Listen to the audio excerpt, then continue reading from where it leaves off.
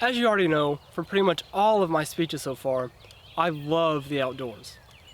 And I love to take pictures to capture all the pretty scenery, like I'm in right now, the wildlife. I flushed up 2 deer walking up here to film this, and the memories that I make with the people that I love when I'm outside. One way I've recently discovered is a very fun way to take these pictures is with a film camera. Today, I will be explaining why film photography has made a resurgence of popularity in the middle of the digital age. And then I will demonstrate how to load, shoot, unload, and have your film shipped off to be developed. Film photography causes you to slow down and work on your photography skills because each shot you take costs about $1. On this last roll that I shot, it cost about $10 at Walmart to buy the film, and then another $24 to have it developed. This means each time that I fire off the shutter, it costs me about $1. Now even if I'm not thinking about that while I'm taking the pictures, subconsciously I know that price tag, so I'm double checking my composition and everything else that makes the photo great to make sure that I'm not wasting money. Film also allows you to stay in the moment. There's no screen to check on the back, so once you take the picture, you're back in doing whatever you're doing with whoever you're with, and then making memories. Now none of this is to say that digital photography is bad. It's obviously better as we've evolved to be using it instead of film. There are certain strengths and limitations to each that serve best in certain situations. Back in January, I purchased my first film camera, the Canon A1. It was around $86 in January, and now the price has jumped up to around $125 on eBay. First released in 1978, the Canon A1 revolutionized who could use a camera of this level. It is the first camera to feature fully automatic modes, meaning the sensor in the camera can sense the amount of light in the surroundings and set the settings to where they need to be. Next, I'm going to demonstrate how to load the camera with film so you can get to shooting. First step is opening this hatch. So you take this dial right here above the ISO on the top left and pull it up, and that allows the hatch to be open. So the next step is to get your film. This film is ISO 400, which is important to remember for a step later on. And there's a notch on the bottom, and you put the bottom facing down. So you pull it up again so the film can go through, and push it down. The next step is you pull it across, make sure there's nothing obstructing it, and you insert the tab into the hole where the two black things are over here. You'll want to turn the camera on, and then twist, then you twist this, pulling the film in. So you do that, and then you'll want to do it again,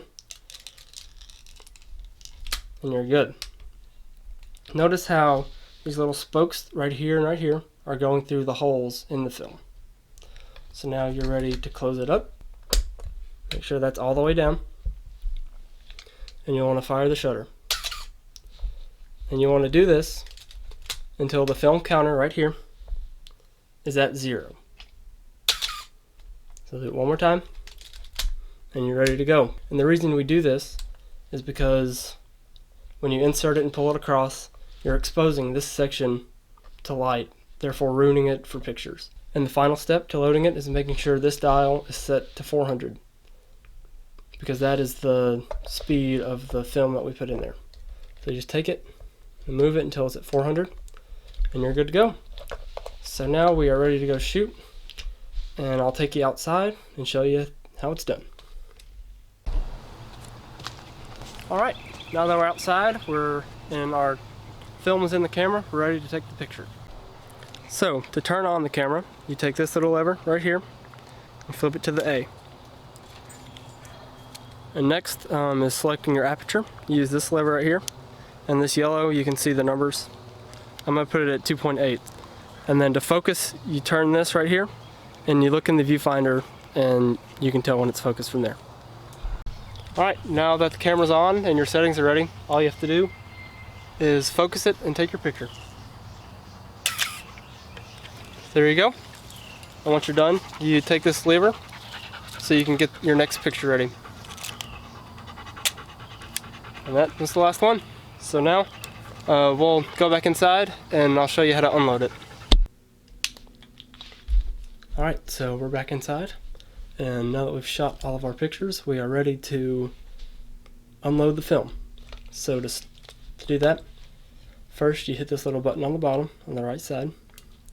You'll feel it click in, and then you're going to unwind the film. So as you take the pictures and you push this, you're taking the film from the canister into here, into the camera inside of here. So what we're doing now is unwinding it back into this side. You can feel the film being into there. There's a slight tension. And you know you're done when you don't feel the tension anymore. So you hear it click, and then you don't feel it anymore. So if you remember from earlier, you lift it up. It's open, maybe. There we go.